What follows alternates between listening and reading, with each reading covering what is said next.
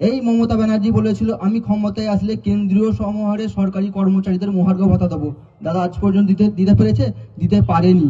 এই সরকার কেবল প্রতিশ্রুতির উপরে টিকে আছে এবং যতদিন পর্যন্ত তৃণমূলের সাথে বিজেপির এই গোপন আঁতাত থাকবে ততদিন পর্যন্ত মমতা ব্যানার্জি এই প্রতিশ্রুতি দিয়েই ক্ষমতায় থাকতে চাইছেন।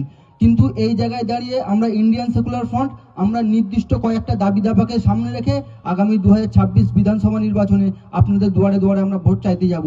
আমরা বলবো না যে পান থেকে চুন খসে গেলে আপনারা আমাকে পাশে পাবেন, কিন্তু যেটা বাস্তব কথা সেটা আপনাদের উদ্দেশ্যে বলতে চাই। আমাদের রাজ্যে প্রায় 2010 সালের পর থেকে প্রায় 2026 সাল পর্যন্ত প্রায় 25,000 প্রাইমারি স্কুল বন্ধ হয়ে গেছে।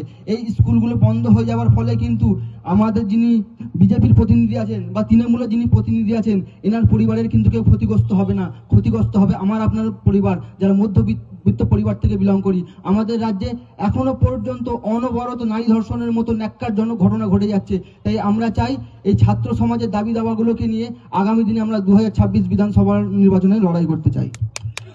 পশ্চিমবঙ্গে নারী ধর্ষণ হচ্ছে, ক্রমাগত হচ্ছে, এটা তো মানতে হবে। দেখুন, পশ্চিমবঙ্গেই একমাত্র রাজ্য যে রাজ্যে বাংলার মায়েরা, বোনেরা, ভাইয়েরা সবাই অত্যন্ত সুরক্ষিত।